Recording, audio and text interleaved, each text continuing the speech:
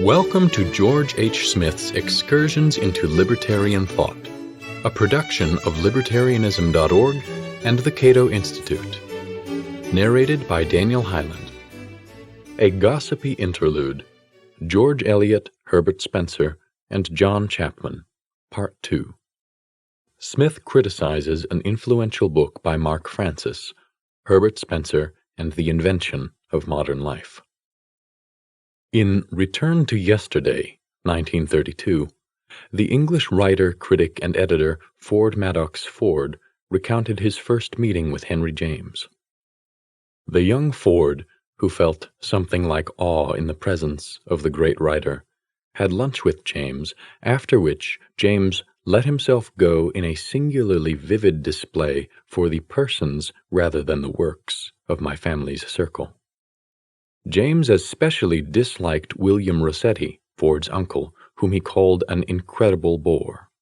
To illustrate his point, James told a story that Rossetti had told him about Herbert Spencer and George Eliot, a story that Rossetti claimed to have heard years earlier from an English bureaucrat. Rossetti had once heard the secretary to the Inland Revenue recount how he had seen George Eliot proposed to by Herbert Spencer on the leads of the terrace at Somerset House. The Inland Revenue headquarters is housed in that building, and the philosopher and the novelist were permitted by the authorities there to walk as a special privilege. In fact, John Chapman, a friend of both Spencer and Eliot, had a key to the Somerset House, and that's how the couple gained access to the terrace where, in 1852, they frequently took long walks. But let's continue with the story. "You would think," Mr. James exclaimed with indignation, his dark eyes really flashing, "that a man would make something out of a story like that. But the way he told it was like this," and heightening and thinning his tones into a sort of querulous official organ, Mr. James quoted Rossetti. "I have, as a matter of fact, frequently meditated on the motives which induced the lady's refusal of one so distinguished, and after mature consideration I have arrived at the conclusion that although Mr. Spencer with correctness went down upon one knee and grasped the lady's hand, he completely omitted the ceremony of removing his high hat, a proceeding which her sense of the occasion might have demanded." Is that, Mr. James concluded, the way to tell that story? Here we have a bit of gossip about Herbert Spencer and Marian Evans, only later did she call herself George Eliot, that was being told long after both had died, a story that had passed from a supposed eyewitness to William Rossetti, to Henry James, to Ford Madox Ford, and from Ford to his readers. Henry James, who appreciated the significance of this juicy tidbit, could not abide the ponderous and pretentious manner in which Rossetti told the story. But the story itself illustrates the curiosity of many people about the exact nature of the relationship between Herbert and Marian. The notion that Marian would have refused a marriage proposal from Herbert because he failed to remove his hat is, of course, preposterous. A more credible explanation would be Marian's well-known opposition to marriage, a position that was fairly common among her circle of Victorian freethinkers. But the account of the marriage proposal is itself almost certainly bogus. If anything, it reverses the roles of Herbert and Marian. Judging from Marian's letters, it is reasonable to speculate that she loved Herbert and wanted more than a friendship, but Herbert did not reciprocate her feelings. This, at least, is the standard account found in most biographies of Herbert Spencer and George Eliot, as well as in biographies of G.H. Lewes, a member of the Chapman circle, and Spencer's close friend who, though married to Agnes Jervis, lived with Marian from 1852 until his death in 1878. However, that relationship, a scandal of major proportions, is beyond the scope of our present gossipy account. I may get to it later. Mark Francis, in his major work Herbert Spencer and the Invention of Modern Life, Cornell University Press, 2007, page 57, disagrees with the standard story. The most important way in which an autobiography was doctored by Spencer was in his concealment of his love affair with and courtship of Eliot. This supposed concealment provides Francis with abundant fodder for explaining Spencer's psychology. The encounter with Eliot forced him to recognize his own failure in masculinity by confronting him with a woman who seemingly possessed every one of the personalized and curious collection of feminine virtues on which he had mused when imagining his ideal woman. From his perspective, she was without flaw, yet when faced with perfection in a woman who truly loved him, he could feel no passion, but only emptiness and pain. During their affair, he suffered for many months, feeling uncomfortable with his own unresponsiveness. Then he took his true love and fobbed her off on his friend, the notoriously sensual and libidinous G.H. Lewes. After such a display of pusillanimity and sexual indecision, Spencer had no choice but to resign himself to being a recluse. His failure to love was the only adult tragedy of his life, and it was one that he was determined to hide. He had no choice in this, as he lacked the literary genius that he believed was necessary to transfigure artistically either the passions or the coldness that, he knew, was their substitute inside him. If he had been a poet, he might have made his failure to love into an aesthetically satisfying tragedy. However, in the absence of such talent, concealment was the only option. Obvious psychobabble aside, Francis speaks repeatedly of the love affair between Spencer and Eliot, and he refers to Eliot as Spencer's lover. He claims that the affair lasted through the summer of 1852, and then through the autumn and into the beginning of 1853. Given the assurance with which Francis makes his revisionist assertions, curious readers may wonder why, in the introduction to his book, page 7, Francis says the following: Spencer's life was unusual. He had no children, nor did he ever possess a wife or mistress. It is probable that he also died a virgin. Perhaps Francis meant that Spencer was unable to perform sexually with Marian, however much he tried, so this probably left him a virgin. Shortly before his comment about Spencer qua probable virgin, and after his assertion that Spencer believed that his unhappiness was caused by his Christian upbringing, a remarkable allegation that is new to me, Francis asserts that Spencer plunged into an alienation that he could not fulfill by his success as a writer, and that Spencer's adult experiences reinforced his sense of inadequacy. His sole romantic adventure, an attempt to love George Eliot, produced the bitter lesson that happiness was an instinctive satisfaction, a condition from which he was excluded because of his inability to follow his feelings. Emphasis mine. I suppose we could interpret the word attempt as an indication of sexual impotence, as we could interpret other comments by Francis about Spencer's failure to love Eliot, but that doesn't seem to be his meaning. Besides, Francis was addressing an adult audience in 2007, so if impotence was what he had in mind, he could easily have said so explicitly, but he doesn't. Alternatively, by love affair and lover, Francis might not have intended to imply a sexual involvement of any kind, even though such expressions were bound to mislead readers. So what did Francis mean to say? I honestly don't have a clue. Moreover, according to Francis, and contrary to the standard story, Spencer had in fact agreed to marry Marian despite his lack of enthusiasm about the match. In denying both his love affair with Marian and his intention to marry her, Spencer committed two of the greatest falsehoods he ever uttered. Francis, page 60, explains the source of his information as follows. The true story of Spencer's relationship with George Eliot is contained in a series of unpublished and partly published letters that were concealed by his official biographer, Duncan, and subsequently in 1935 deposited in the British Museum by the Spencer trustees, with instructions that they were not to be made public for 50 years. Together with these manuscripts is a lengthy letter written in 1881 to his American friend and publisher, E.L. Youmans.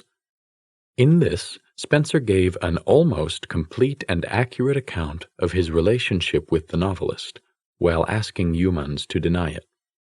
Although I have not seen the unpublished letters mentioned and cited by Francis, in most cases I would accept the word of a scholar about their content, especially when they are represented as containing straightforward admissions by Spencer about his true relationship with Marian Evans. But if the shoe were on the other foot, and I were the one offering a revisionist account of the Spencer-Eliot relationship, I would quote substantial chunks of those unpublished letters to substantiate my claims. But with the exception of some brief remarks that don't prove anything one way or the other, we are left in the dark about the literal content of those unpublished letters, so we must take the word of Mark Francis for what they say. My suspicions about the reliability of Mark Francis, though they might be completely wrong in this case, are not unfounded. In my 1981 article, Herbert Spencer's Theory of Causation, I included a lengthy and acerbic comment on an earlier article by Francis, Herbert Spencer and the Myth of Laissez-faire, page 144, note 7. Without repeating my specific charges, suffice it to say that Francis tended to play fast and loose with sources, and after checking a handful of citations in Herbert Spencer and the Invention of Modern Life, my skepticism remains as strong as ever. Here are two flagrant examples. In the last passage I quoted from Francis, he mentions a letter that Spencer wrote to his American friend, E.L. Youmans. This concerned the biography that J.W. Cross, who married Marian after the death of G.H. Lewes, was writing about George Eliot. After Spencer became aware of rumors that he had been in love with Eliot, he urged Cross to insert a note in his biography stating that these rumors were untrue. Now, according to Francis, who cites the published, if incomplete, letter to Youmans, Spencer was concerned that Cross would spread truthful rumors about him. He therefore bullied Cross into inserting a disingenuous note denying them. Francis also tells us that Spencer asked Youmans to deny rumors that Spencer himself admitted were true. People who read the letter in question for themselves will easily see the unreliability of Francis's account. Spencer did not admit the truth of the rumors and then ask Youmans to lie for him. On the contrary, Spencer insisted that the rumors were utterly unfounded, and that he simply wanted Cross to correct such absurd misstatements as those which you, Youmans, told me were current in America. The accurate explanation given by Spencer's official biographer, David Duncan, directly contradicts the bizarre account given by Mark Francis. The death of George Eliot in December 1880 revived the rumors, already heard occasionally in this country and frequently in the United States, that Spencer had been in love with her. These stories had for years caused him great annoyance. Feeling that he could not himself do anything to contradict these absolutely untrue statements, he laid the matter in strict confidence before his friends, Professors Huxley and Tyndall, Mr. Potter, and Dr. Youmans, in order that they, knowing the facts, should, if the rumor were repeated in their hearing, privately contradict it, leaving such private contradiction to have what effect it might in checking its further circulation. Those readers who think I am being unfair to Mark Francis, after all, even the best scholars make mistakes from time to time, should consider another one of his claims and the source he cites to support it. As usual, Francis wishes to make a psychological point about Spencer, in this case to show how Spencer's failure to reproduce himself spilled into his other thoughts. Spencer occasionally compared his books and ideas to children, and so, Francis informs us, did George Eliot.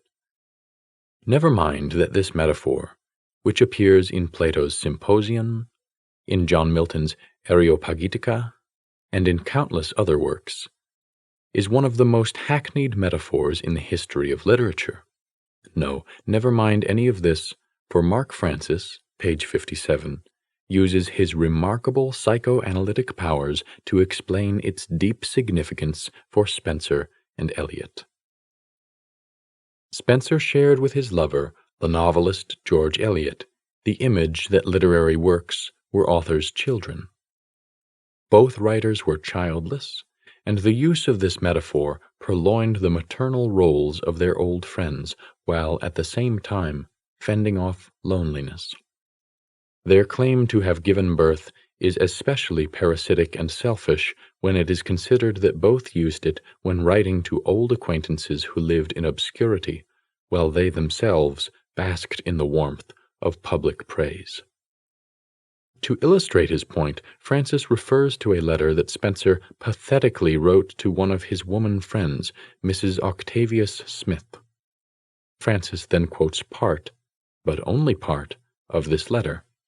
As with parents, it ultimately becomes the chief object of life to rear their children and put them forward prosperously in the world.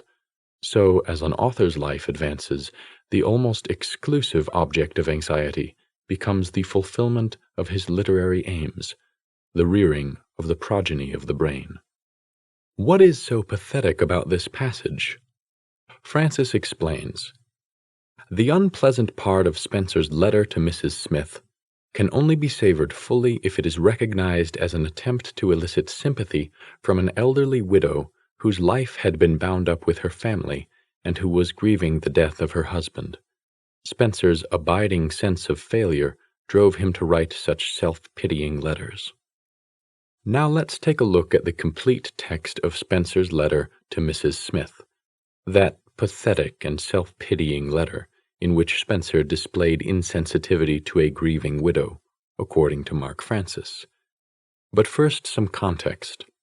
In 1877, Mrs. Octavius Smith invited Spencer to stay at her estate, Ardtornish, in the Scottish Highlands.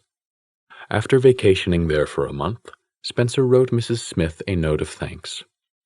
To Mrs. Smith, London, 17th September, 1877.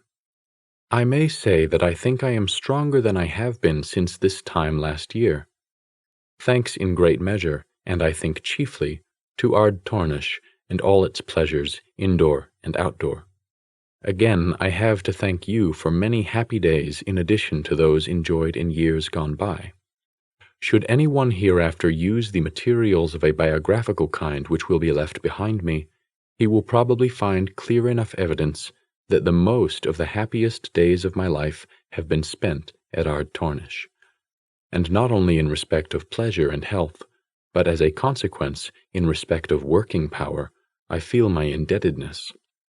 As with parents, it ultimately becomes the chief object of life to rear their children and put them forward prosperously in the world. So, as an author's life advances, the almost exclusive object of anxiety becomes the fulfillment of his literary aims, the rearing of progeny of the brain. The first thing to note about this letter is the date, 17th September, 1877. The second thing to note is that Mrs. Smith's husband, Octavius, died in February 1871, over 6 years before Spencer wrote his letter. So where Francis got his information about a grieving widow is anyone's guess. The third thing to note is that this letter is a simple thanks to Mrs. Smith for inviting Spencer to relax for a while at Ardtornish. Spencer was able to recharge his intellectual batteries during his 1-month vacation there, so he expressed his indebtedness to Mrs. Smith. So how did Mark Francis arrive at his twisted interpretation of Spencer's innocent, cordial letter to Mrs. Smith? Again, this is anyone's guess, and I have the same reaction to many of Francis's interpretations. I do not profess to understand the mind of Mark Francis or his canons of scholarship, nor do I recognize the Herbert Spencer he created with the artistic freedom of a novelist.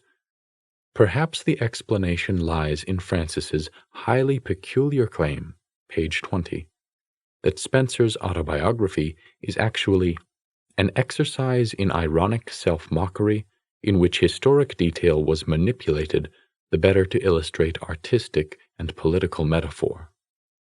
Perhaps this perspective encouraged Francis to emulate Spencer and write his own book in which historic detail was manipulated. In any case, Herbert Spencer and the Invention of Modern Life should be read with extreme caution, even in matters of gossip. Thank you for listening to Excursions. To learn more about libertarian philosophy and history, visit www.libertarianism.org.